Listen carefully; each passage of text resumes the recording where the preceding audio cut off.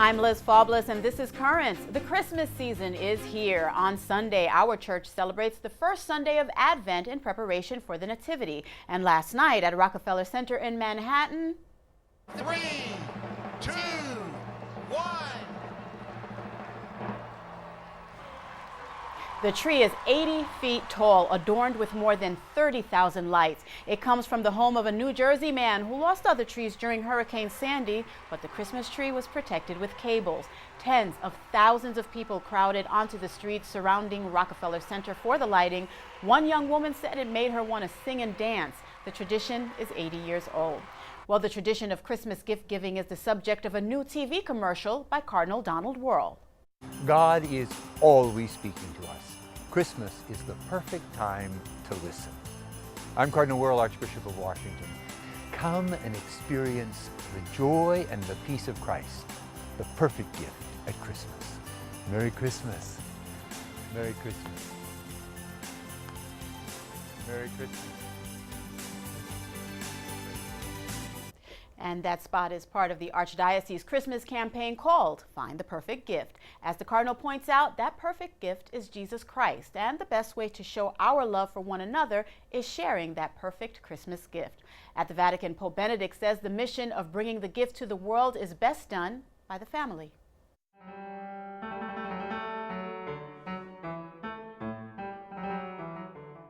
The task of bringing God to our contemporaries.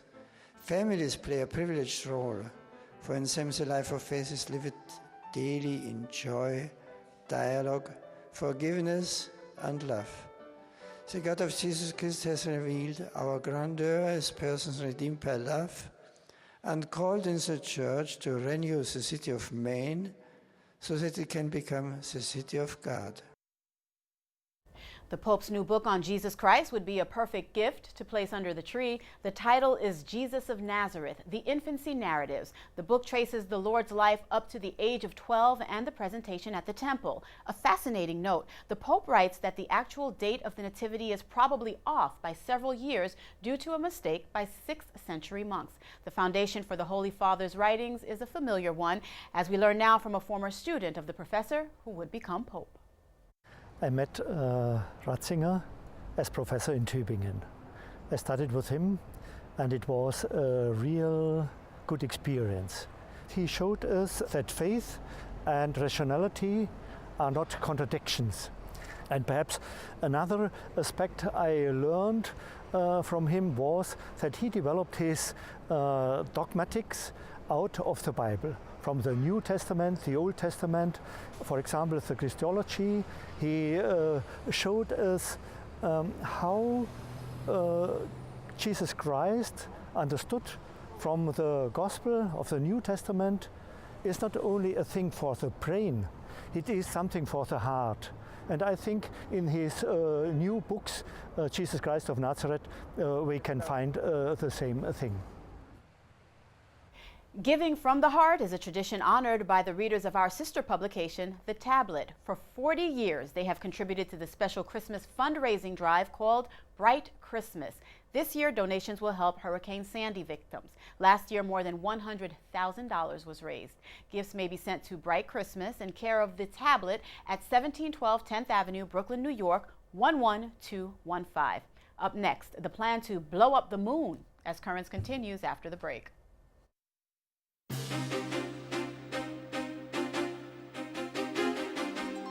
Welcome back to Currents. I'm Liz Faublas. The death toll in the Christian neighborhood of Jeramana, Syria now stands at 54. 2 car bombs detonated in the central square of the town, a suburb of the Syrian capital of Damascus.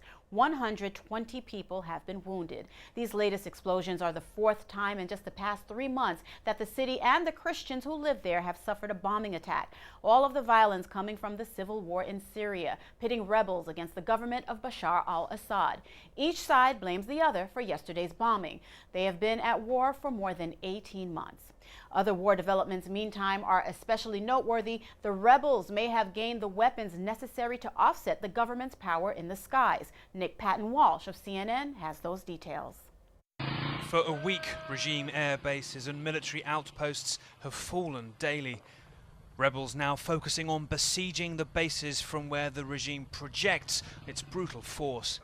That's put Bashar al-Assad's vital air power under the most pressure yet. They've killed many civilians, yet are these rebel advances affecting them? We asked pilot Mohammed Faris, known to Syrians as their first man in space. A teacher to many Syrian pilots at a key academy, he defected in August. In Istanbul, he told us pilots would only bomb civilian areas indiscriminately if ordered to. It is destruction for the sake of destruction. For example, they are asked to target a neighborhood, not a particular place. However, there is no accuracy. Random destruction that makes capture the worst fate for a helicopter's crew, this one caught by extremists. It's unclear what happened to them. But life on some air bases, we're told, is also terrifying. The fear of defection means pilots' families are held as a sort of hostage while they fly. The problem isn't how many planes work, it's how many pilots are left that are trusted to fly. They are held captive on their bases, some even with their families, so they are not able to defect. There is a large number who the regime does not trust to fly in case they escape with the plane to neighboring countries. Rebels say gains bring new weapons, like these surface-to-air missiles, probably seized from the regime. Here, near Aleppo on Tuesday, they appear to be launched to devastating effect, though it's hard to prove. But damaging too are the constant bombing runs these aircrafts have made. They need spare parts and, as winter sets in, will be increasingly disabled by something as simple as bad weather. A plane has a set number of hours that it can fly, so the recent increase in their use decreases the hours they have left in their lifespan. When there is rain, clouds, and fog in winter, it affects the planes and the pilots. The type of planes we have aren't able to bomb so well in bad weather. Difficulties that give rebels a chance in winter to speed their march on Damascus. These men capturing another base too close to its center for regime comfort. After months of stalemate, the narrative of this war finally changing.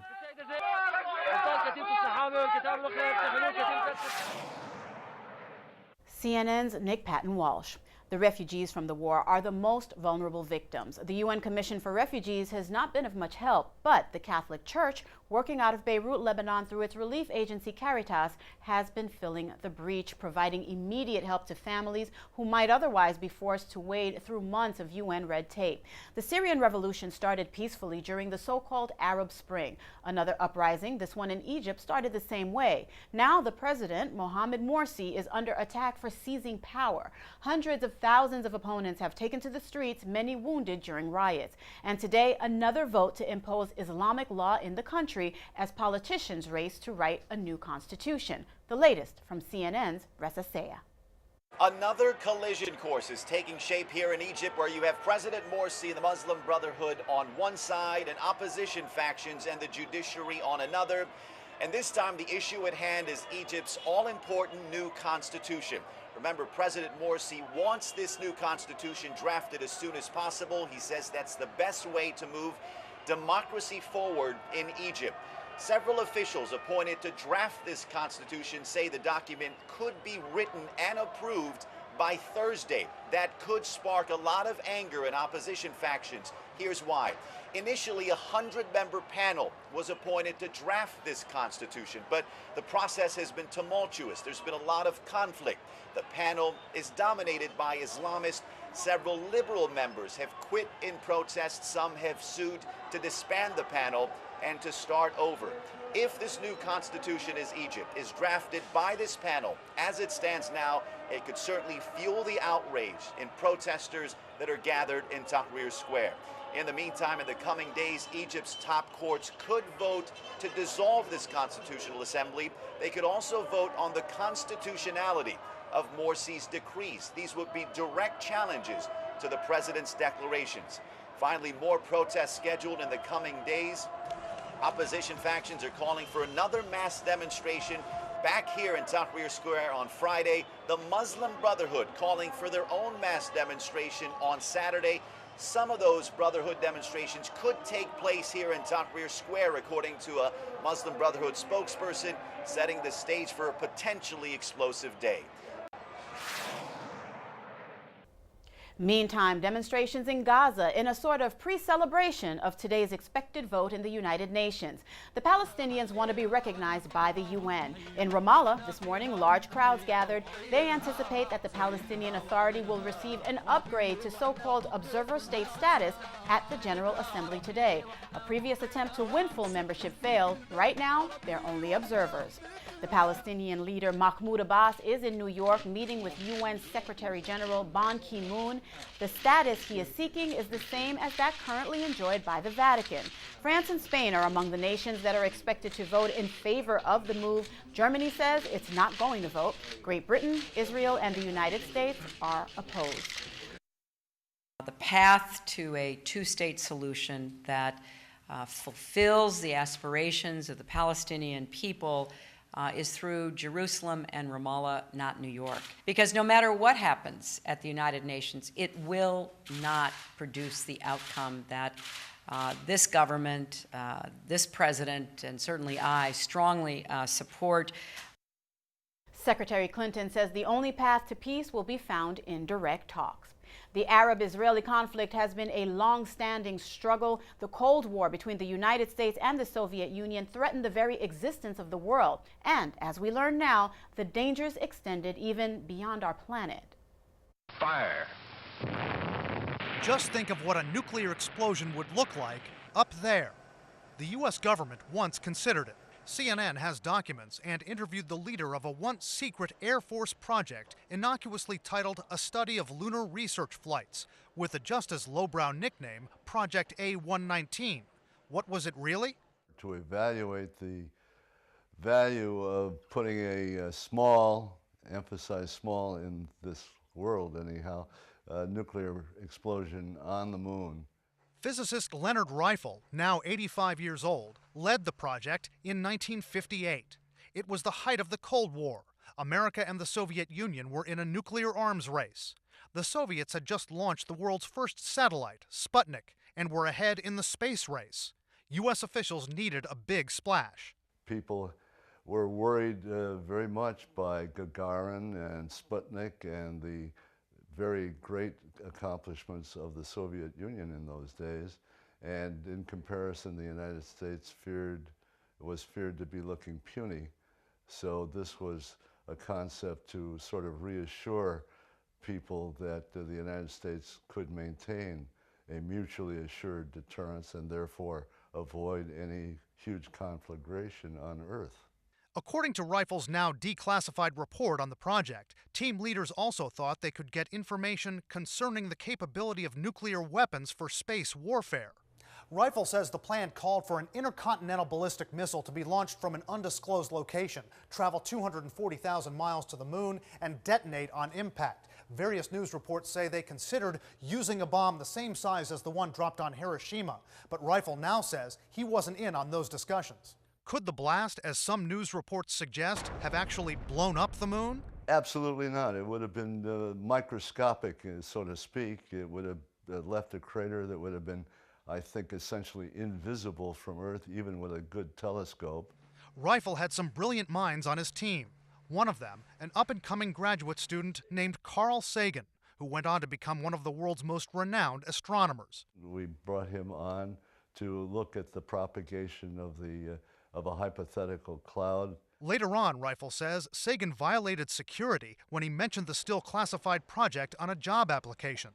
Sagan's widow told us she's not sure if he ever did that, but if he did, it wasn't intentional. By 1959, Project A119 was drawing more concern than excitement and was abandoned. We didn't want to clutter up the natural radioactivities of the moon with additional bits of radioactivity from the Earth. CNN's Brian Todd. The U.S. Air Force has had nothing to say about that story. Next on Currents, saving a Vatican landmark with a stamp. The details after the break. Welcome back. The economic challenges facing us are no different than that at the Vatican. For the first time, officials are appealing directly to the public for help paying for a needed restoration of the colonnade that surrounds St. Peter's Square. The Vatican office in charge of commemorative coins and stamps is offering a special package of 2 stamps and a certificate. One stamp features Pope Benedict's coat of arms. The other shows the seal of Pope Alexander VII, during whose reign the colonnade was constructed in the 17th century. The package sells for $26. The restoration, aimed at keeping pieces of the facade from falling, is scheduled for completion in 2015 at a total cost of $18 million. Now, the total price tag of the aid package being sought by New York and New Jersey for Hurricane Sandy relief is $80 billion. The request was made to lawmakers in Washington yesterday. That amount is more than all the money that would be produced by ending the Bush tax cuts for top earners. In the aftermath of the hurricane, something quite unique was discovered, leading to a mystery and a solution. With all the flooding and destruction Hurricane Sandy brought to the East Coast this year, it's hard to believe something good could come out of it. But while cleaning up debris along the New Jersey coastline, Donna Guger found a unique-looking jacket amidst all this mess. So I dug it out of the sand, and I thought, well, what a great costume. It was close to Halloween. And it looked like a Sgt. Pepper jacket, and I thought, wow, this is fun. But after taking a closer look, she noticed the tag. And saw that it said West Point, and then it said reissued to DeGarve. Donna did some research and found out the jacket belonged to Chester DeGarve, a World War II hero who died in 1993. And then I started thinking, well, this jacket is going to mean something to somebody, I hope, and I'm going to make sure that they do what I can to find the right people. She packed up the jacket and sent it to West Point for cleaning, and with a little help from the college, it led her here to the DeGarve home on the Eastern Shore. He would have been astonished and very touched, I think. Teresa DeGarve is Chester's widow and says he fondly remembered his days at West Point as a cadet, but as far as the jacket was concerned, she never knew it existed. I just couldn't believe it. It would be 82 years old. He graduated from the Army War College in 1956. After a brief reading by Chester's son Tim, and with Donna in attendance, Teresa got her first look at her late husband's jacket. Oh, look. Oh, look, isn't that beautiful? But the question on everyone's mind is just where did it come from? Because his parents died many, many years ago. And that house has changed hands many times. Whether someone had picked it up as a costume and held it, but how did it find itself in the ocean? That will probably remain a mystery, but after nearly 80 years, it's finally found its way home. Well, the damage done by the storm had interrupted our regular Thursday report, School of the Week. Tonight, in a special edition, we return to St. Rose of Lima School in Rockaway Beach, a neighborhood severely damaged by the storm, but St. Rose was spared. In St. Rose, we were very fortunate that we had very little damage. The water had drenched the carpeting in 2 offices and 4 classrooms. We had moved very quickly in working with the diocese to get St. Rose reopened, to get a generator. And we were fortunate to have Vinnie Levian from DeSales Media, who acted as our guardian angel. And they worked very hard to support me to get St. Rose open today and bring our children back home, because we consider ourselves a very close-knit family. Logan? You just tell the children that there are things that happen that we don't understand, but that we're all a family, and we all love each other, and we all get through things together. That's what we tell them, and that's how we operate here. We always have. Even without a hurricane, it's always been that way. It's nice for the kids to come back because they get a sense of home, because their homes are destroyed. So when they come here and they see that their teachers are here and that their friends are here, they're okay to be home. This is home to them. St. Rose is home. If you didn't have children, you could probably hand in and be able to rough it a little bit more, but with the kids, you really want to get them back in their regular routine and comfortable. Kids get their cues from their parents. If they feel that their parents are able to cope, the kids feel my father, my mother, they're able to manage, so I'm also be able to manage too. Presently, we have all grades in in classrooms, the 4 rooms that we pulled the carpet up for safety reasons. The carpeting is being replaced as we are speaking. We evacuated into Philadelphia. So they were willing to take her into one of the parochial schools there too. But good news is that we reopened, so we got back. For many of the parents, because many of them got back to me, they were thrilled and grateful, and they actually kept their children home because they didn't want to traumatize them more to put them in another school. My staff and my assistant principal were devastated and lost everything in the hurricane. I had 3 feet of water in my house, so I'm only a single story. So I've lost all my furniture, I've lost all my contents, I've lost all my pictures. You know, everything that meant something to me, I've lost. But I have a wonderful, wonderful family. My brother has been organizing people. They have my house entirely gutted, down to the floorboards and the studs, and he keeps telling me he's good at taking it apart, but he's not good at putting it back together. So I hope he has friends that can help us put it back together. You have to be strong for the families and the children, and you're trying to be strong yourself, you know, figuring it all out. But that's the one thing you can't doubt or question, because God is the stable in your life. And if you really have that deep inside, then everything else will fall into place. Our U.S. Senator Chuck Schumer played a key role in reopening the school. He helped acquire the generator that provided power to the school. Up next, the recycled bicycle, as Currents continues. A few days ago, we brought you the story of Monica Fitzgibbons. Together with her husband, they started a new music label focusing on sacred music. Their first release, Advent Music, sung by the Benedictine nuns, has debuted at #1 on the Billboard classical musical charts and #3 on the New Artist chart, no matter the type of music. The album, A Great Christmas Gift, is titled Advent at Ephesus. Meantime, among traditional Christmas gifts, a new bicycle is quite common. But now, the story of a bike that is anything but common. Amazing inventions sometimes come from places you wouldn't expect, like the small Israeli village Achituf, where Izar Gafni lets me try out his newest invention, a bicycle made almost totally of recycled cardboard. The bike is actually pretty impressive. You can still feel it's a prototype. There's certain parts that wobble a little bit.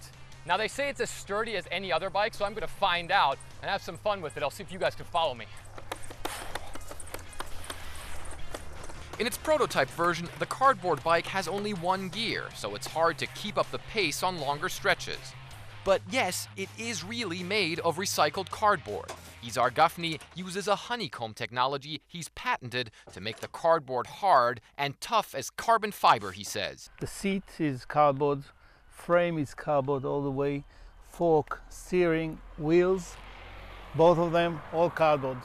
We already tested it with 220 kilos driving on it, which is, if you want it in pound, almost 500 pounds. So 2 people, basically. Yeah, so 2 2.5 people. Yeah. And that doesn't just impress the neighborhood pooches. Come on, guys, faster! The guys behind the bike say they've already found potential investors. They believe production cost could be as low as $9 per bike, and the potential cost for customers, 0. We are aiming for cities, councils, big companies that would order 10,000 bikes with the logo shape on the shield of the bike, and they will practically be able to give it away as a driving commercial. And that could move production from this little shed, where Izar Gafni still has all his prototypes, to large factories around the world, the inventors hope. For those who doubt that cardboard bikes work, Izar loves to show the material's durability. As you can see. Yeah, and I can go like this, and I already went over 1,000 times, and every time nothing happened to it. All right, that's quite a good workout. Look at me, I'm all sweaty. I feel like I've just done the Tour de Israel. But most importantly, the bike held up. It didn't break, so it seems like it's suitable for everyday use, isn't it? And its makers hope this might soon be a global, eco-friendly, and cheap means of transport made of the cardboard we would normally throw away. Well, We shall see. Thank you for joining us. Be sure to be here on Friday for our weekend review edition of Currents. Until then, visit us online at currentsny.net. For all of us here at Currents, I'm Liz Faublas. Thank you for watching and have a good night.